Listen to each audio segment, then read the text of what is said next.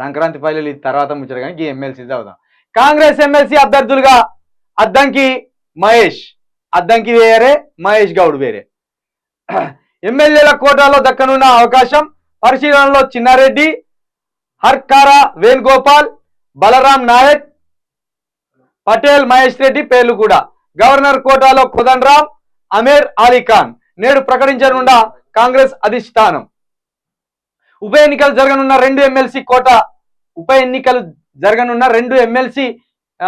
Quota MLC సీట్లకు అభ్యర్థులను కాంగ్రెస్ అధిష్టానం సోమవారం ప్రకటించే అవకాశం ఉంది.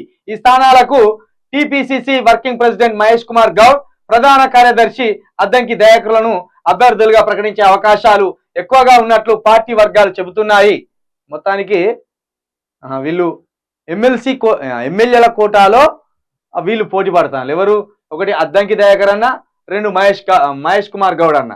నిజానికి కూడా వీళ్ళిద్దరికి కూడా ఇవ్వవలసిందే. వీళ్ళిద్దరు కూడా గెలుస్తారు. ఇక వీళ్ళదే ప్రభుత్వం కావాల్సి గెలుస్తారు, అల్కగానే గెలుస్తారు. అద్దంకి దయాకర్ అన్న ఎన్నో సంవత్సరాలుగా పాపం ఆయన ఈ పాటికి ఎప్పుడో టీఆర్ఎస్లో ఉంటే ఎమ్మెల్యేనో మంచి స్థానంలో ఉండు, కానీ కొంత అప్పుడు ఇటు జరిగిండు, కాంగ్రెస్లోకి వచ్చిండు. కానీ కాంగ్రెస్ అధికారంలో ఉన్నా లేకపోయినా కాంగ్రెస్ నమ్ముకొని 10 సంవత్సరాలు ఉన్నాడు. అందుకైనా ఆ అన్న పడ్డ కష్టానికి, ఆ అన్న నిలబడ్డ నిలకడకు ఖచ్చితంగా ఆ అన్నకు, అద్దంకి దయాకర్ అన్నకు ఎమ్మెల్సీ గెలవాల్సిందే. ఆయనకు ముందుగానే గెలవాలని కూడా కోరుకుంటున్నాం మనం. ఇక మహేష్ కుమార్ గౌడ్ అన్న కూడా ఈయన పెద్దగా ఈ మధ్య షేన్ అవుతుండు బాగా. అంతకుముందు నుండే ఉన్నాడు కాంగ్రెస్లో, కానీ పెద్దగా తెర మీదకి రాలేదు.